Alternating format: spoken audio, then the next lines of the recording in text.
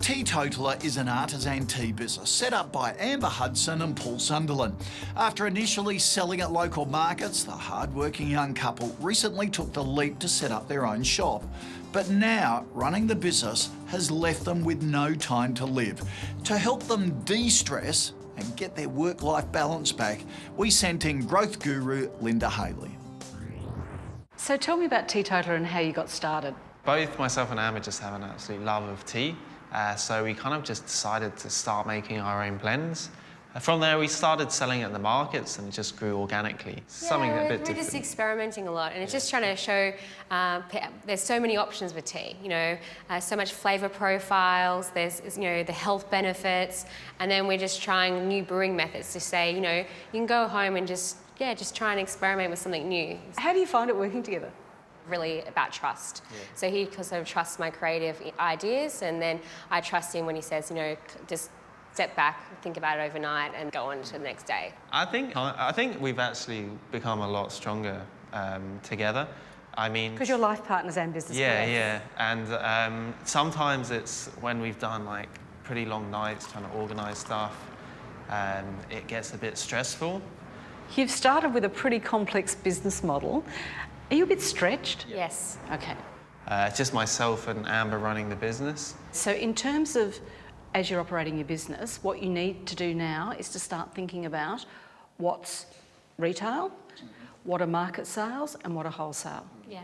If you can get enough wholesale clients that you know that every month there's X amount clicking into your bank account, yes, that's going to give you the stability to be able to do other things, because you can't control who walks through this door. You're really at the mercy of people passing by. Definitely. So I would say that the wholesale and market are your two key sources, and they need to be consistent.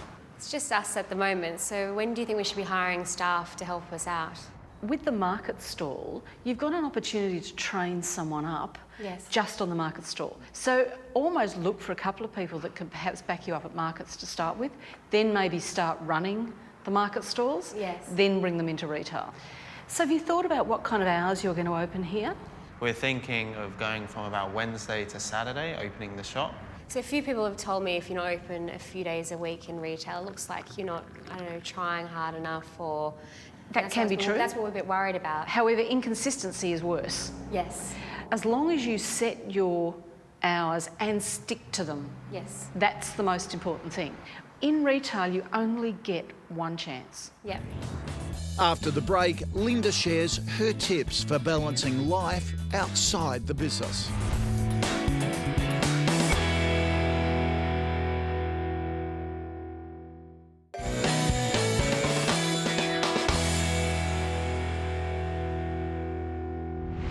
Amber and Paul have done a great job getting their tea business off the ground, but have found themselves with no time to enjoy it. Let's get Linda Haley's tips for managing work-life balance at a growing business.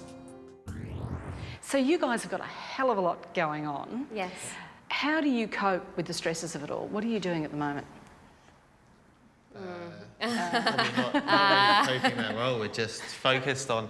the last month has just been pushing to get open, and so we've just been kind of head down, go, go, go. Because we are kind of fairly unstructured, we're kind of just diving in, doing a bit of everything, doing one thing and switching to another. And so in our heads, it's all kind of getting a bit... all over the place. Okay. A lot of stress is actually caused by lack of structure. So that lovely organic thing that you've got going is actually going to cause you more stress. Yes. So we need to let Paul go mad with his systems. Amber, you probably don't want to know about that on a daily basis. Yeah, I'm not, But you've got to look at it on a weekly basis or a fortnightly basis. Job descriptions, in terms of saying who's in charge of what, so when things go wrong. Also some me time, and that might be time apart. I think as we'll well need as that as well. Time together. Because we're always together. Systematising everything you can get your mitts on, so that there's nothing left to chance. Do you know much about time management?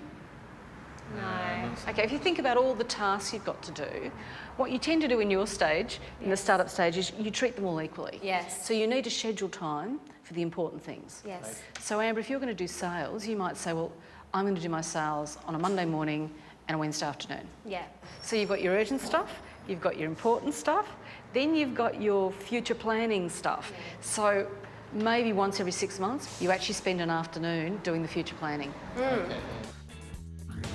As Linda said, it's about creating structure, looking for new staff when the business is ready, and scheduling in important tasks as well as me time. It's great advice. Don't forget you can drop by kbbtv.com.au for the full interview.